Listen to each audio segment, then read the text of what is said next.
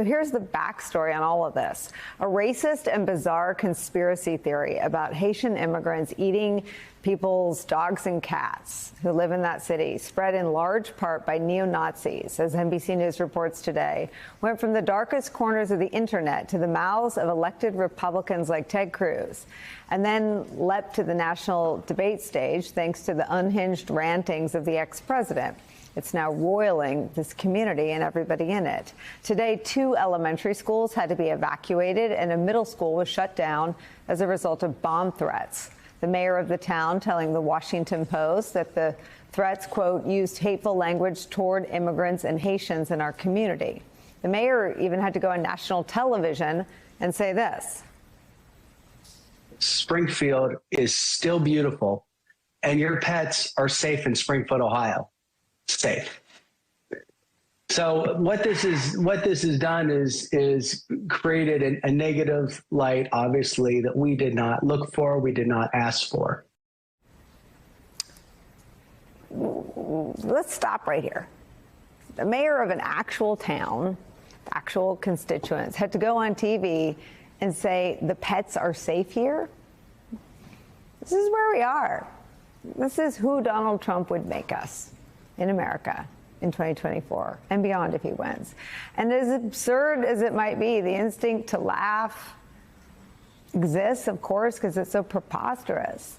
But what's happening in Springfield is another moment where the stakes of our choice in November become abundantly clear. Voters face a choice between a candidate who wants to turn the page on all of this, the talking cat and dog memes, all of it, the danger, the threats, the bomb threats, a candidate who's crisscrossing the country, delivering a positive, hopeful message about you. And the other choice would be handing the presidential bully pulpit, the entire prestige of the American presidency, back to someone who surrounded himself this time with absolute whack jobs, conspiracy theorists, racist crackpots, someone who has no hesitation about spreading outright lies that put real human beings, real Americans in danger, as long as he thinks it benefits him. The Bulwark puts it like this, quote, has there ever been a better microcosm of our Trumpified politics, a small town strained by a wave of new migrants, thrust into the national spotlight by opportunistic politicians and conservative hucksters, churned through a balkanized media ecosystem that lets false rumors spread like weeds. Trump says he wants to protect these communities. He ends up dividing them, inflaming tensions within them, all while using them as political pawns. He and his allies show no remorse, quite the opposite, actually. Vice presidential nominee, the most unpopular one in history, Ohio Senator J.D. Vance, has peddled these lies about his own constituents. He's also invoked the tragic death of Aiden Clark, an 11-year-old boy killed in a car accident by a Haitian migrant. Here's what Aiden's dad had to say about that. You know, I wish that my son, Aiden Clark, was killed by a 60-year-old white man. I bet you never thought anyone would ever say something so blunt. But if that guy killed my 11-year-old son, the incessant group of hate-spewing people would leave us alone.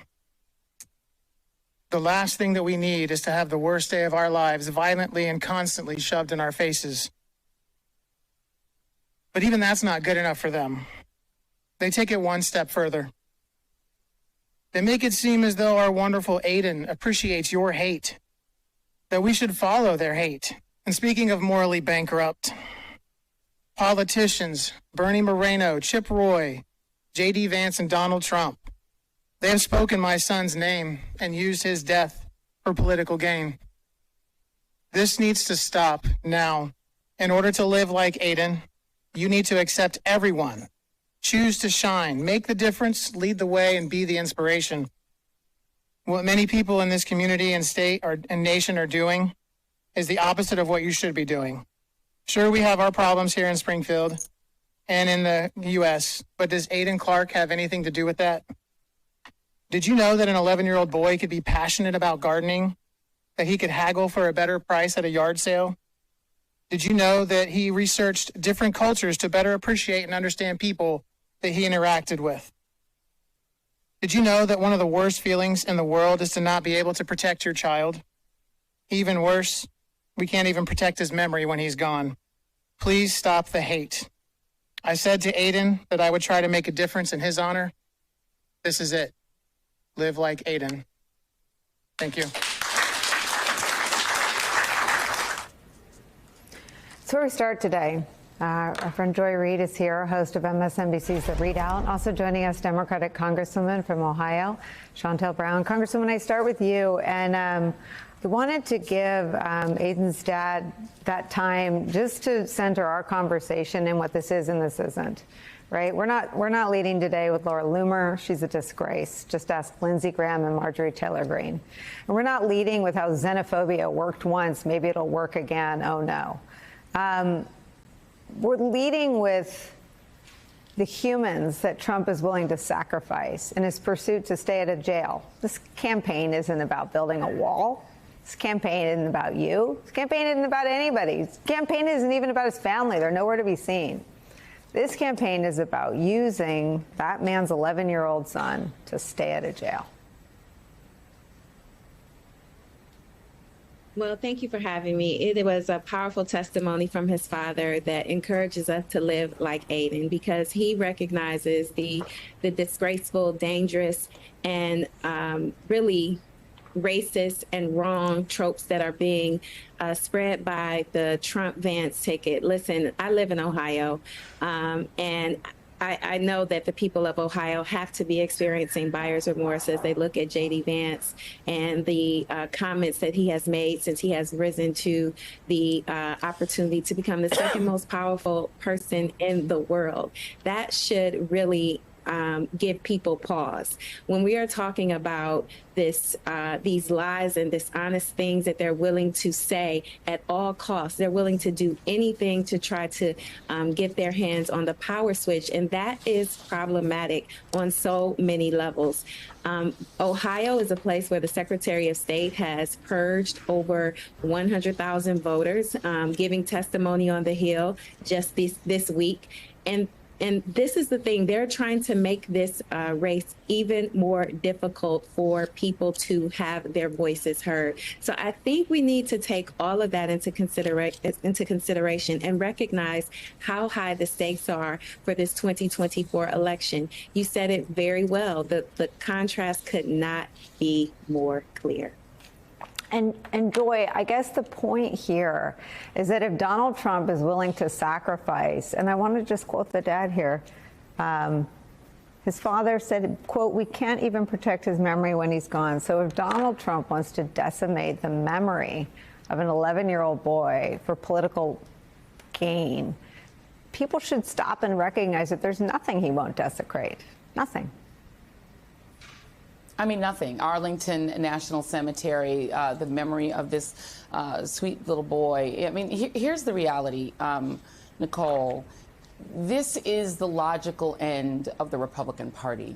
This is where they've been going. Katie Britt, when she gave her State of the Union response, used a story that was completely misleading to denigrate immigrants. When J.D. Vance ran for the United States Senate in the first place, his main ad he ran started with the line, "Are you a racist?" He then proceeds to denigrate immigrants. Donald Trump came upon the scene, at least when I was, as a teenager, moved back to New York. The first time I paid attention to him was when he was calling for the execution of 4 Black and 1 Latino teenage boys who are 14 and 15 years old, lying about them and accusing them of gang rape and making the term wilding so common that it was scary to be a Black teenager, which I was at that time in New York, because you were targeted. You know, as somebody who is the daughter of immigrants, you know, I know what it is like to be that person that eats different food from all your friends,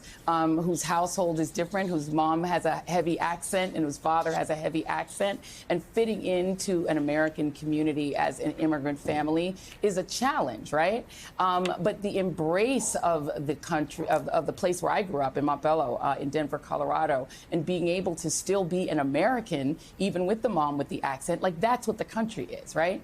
But Donald Trump doesn't believe that that's what the country is. J.D. Vance doesn't believe that. He believes that that he can activate the id of every white American to say, look at that person with a foreign accent. Look at that person with dark skin. Look at them and think of them as a cannibal. Think of them as a monster. Think of them as an animal, a beast, not a human like you. And then I am going to make a bloody change in that dynamic by I'm going to rip them out of your community and save you from them. J.D. Vance said the other day, what's more important, angering 20 or 30,000 who he called illegal immigrants or saving my people, my constituents? Well, who is the my?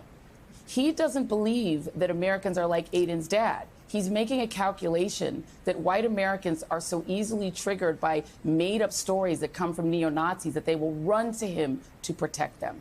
But I think what he's going to find out is that the majority of Americans are like Aiden's dad. They just want to live in a country where they can have their child's memory be undefiled and have their community respected for the melting pot that it is. This is a melting pot community that is thriving because of the immigrants' participation. And you know what? Donald Trump can go to hell with his decision to disrespect, quite honestly, every white voter in this country by saying that you are a dog-barking racist like he is and that you can't discern fantasy from fiction. I don't believe that's true. Kamala Harris doesn't believe that's true. Tim Walz doesn't believe that's true. But James David and Donald Trump believe it's true. We'll find out in about 50 days.